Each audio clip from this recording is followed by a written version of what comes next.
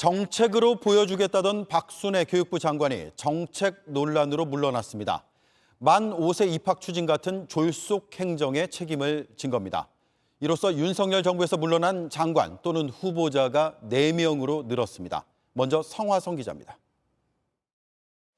박순애 교육부 장관은 오늘 오후 긴급 기자회견을 열었습니다. 부총리 겸 교육부 장관직을 사퇴하고자 합니다. 제가 받은 교육의 혜택을 국민께 되돌려드리고 싶다는 마음 하나로 달려왔지만 많이 부족했습니다. 짧게 4문장만을 밝히고 떠났습니다. 취임 35일 만입니다. 학제 개편 등 모든 논란의 책임은 저에게 있으며 제 불찰입니다. 앞서 박 장관은 만 5세 입학 정책을 여론 수렴도 없이 발표해 교육계 전체의 반발을 샀습니다. 여기에 외고 폐지 방안까지 오락가락하면서 사퇴하란 여론이 들끓었습니다.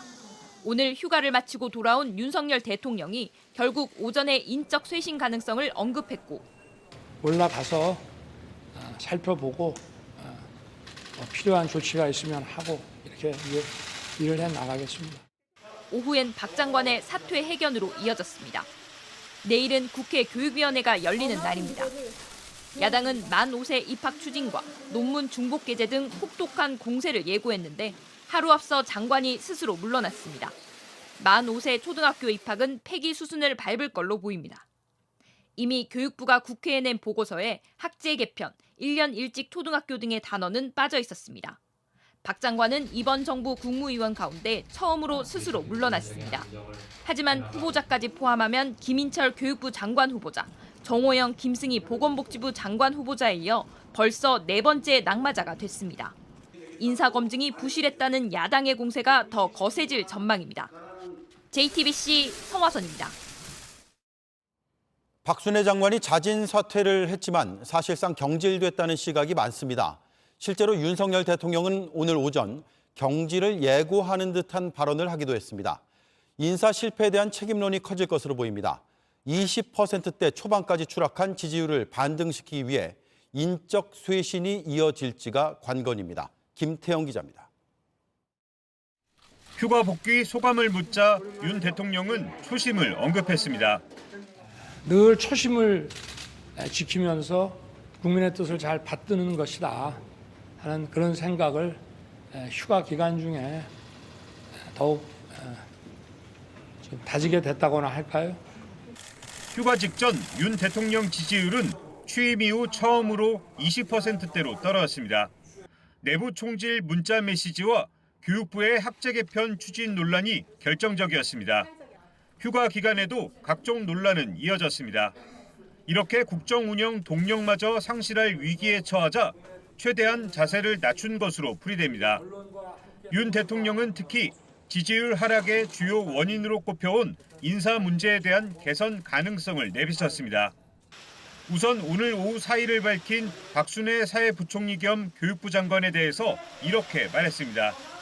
모든 어떤 국정 동력이라는 게 다 국민들로부터 나오는 거 아니겠습니까?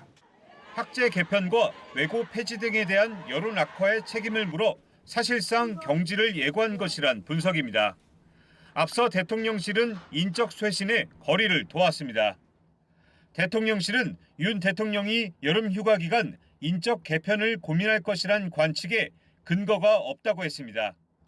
그런데 휴가 복귀 첫날 윤 대통령은 국민 눈높이를 거론하며 박 부총리뿐 아니라 추가 인적 쇄신 가능성도 완전히 닫진 않았습니다. 국민들의 이 관점에서 모든 문제를 다시 점검하고 잘 살피겠습니다. 이 때문에 지지율이 더 떨어지거나 반등의 기미를 보이지 않을 경우 박 부총리를 신호탄으로 대규모 인적 쇄신으로 이어질 가능성도 배제하긴 어려워 보입니다. JTBC 김태영입니다. 네, 워낙 여론이 악화돼서 박순애 장관 사퇴로 충분할까 이런 의구심이 듭니다. 정치부에 강희영 기자가 나와 있습니다.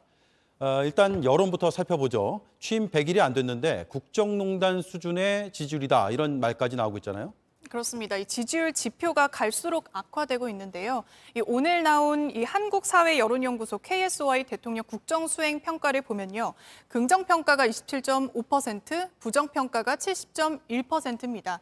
전주와 마찬가지로 2주 연속해서 20%대 지지율이 나왔는데요. 이미 윤 대통령 휴가 직전에 20%대 지지율 여론조사가 여러 나왔지만 주목해야 할 점은 윤 대통령 취임 이후에 처음으로 부정평가가 70%를 넘었다는 겁니다. 네, 국민 10명 중에 7명은 잘 못하고 있다 이렇게 판단하고 있는 건데 오늘 휴가 복귀 이후에 첫 약식 회견이 있었습니다. 어떤 발언을 했죠? 그렇습니다. 오늘 13일 만에 처음으로 이제 약식 기자회견을 재개했는데요. 윤 대통령은 초심, 또 국민이란 단어를 여러 차례 강조했습니다.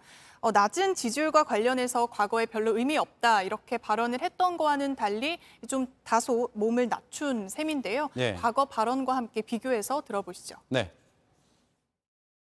별로 의미가 없는 것이고 제가 하는 일은 국민을 위해서 하는 일이니까 오로지 국민만 생각하고 부족한 저를 국민들께서 불러내서 또 어떨 때는 호된 비판으로 또 어떨 때는 따뜻한 응원과 격려로 이 자리까지 오게 해주신 국민들께 감사하는 마음을 네.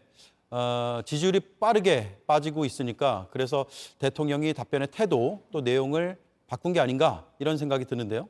그렇습니다. 오늘 이 약식 기자회견을 보면요. 내용이나 형식 면에서 다소 변화가 좀 감지가 됩니다. 오늘 인사 관련해서 이 답변을 제외하면요. 나머지 현안에 대해서는 원론적인 입장만 밝혔고요. 이 텔레그램 유출과 같은 민감한 사안에 대해서는 아예 답을 하지 않았습니다. 그동안 윤 대통령이 이 현안에 대해서 좀 거침없이 답변을 하면서 불통 이미지까지 씌워졌던 게 사실인데요. 네. 정제된 발언을 통해서 이런 리스크를 줄이려는 의도로 풀이가 됩니다. 또 형식에서도 변화가 있었습니다. 보시면 지난달이죠. 이 취재진과 대치하는 듯 이렇게 마주보는 모습의 약식 기자회견 모습을 볼 수가 있는데요. 그런데 오늘 기자회견을 보면 이 기자들이 윤 대통령을 둘러싸는 형식의 이런 포토라인이 변경된 모습을 볼 수가 있습니다. 이런 작은 것에서부터 소통 이미지를 구축하겠다. 이런 취지로 읽힙니다. 예. 글쎄요. 이런 겉보기보다 근본적인 변화가 필요하지 않겠습니까? 그렇습니다. 이 대통령실 관계자들을 취재해 보면 크게 두 가지로 나눌 수가 있을 것 같은데요. 이 민생과 인적 쇄신입니다. 민생 행보에 집중을 하면서 국정 운영의 기틀을 바로 잡고 또 오늘 이 박순애 부총리 사퇴를 계기로 내각과 또 대통령실의 대대적인 인적 개편 가능성을 열어뒀다 이렇게 볼 수가 있을 것 같습니다. 예. 다만 이 역시도 이 표면적인 조치일 뿐인데요. 결국에 이 근본적으로는 윤 대통령 본인과 또 주변 문제를 해결해야 한다 이런 지적이 나오고 있습니다.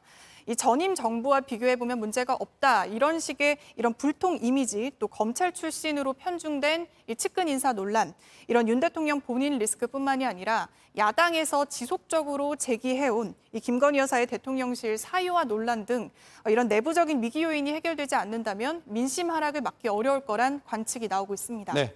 대통령실 취재하고 있는 강희영 기자였습니다. 잘 들었습니다.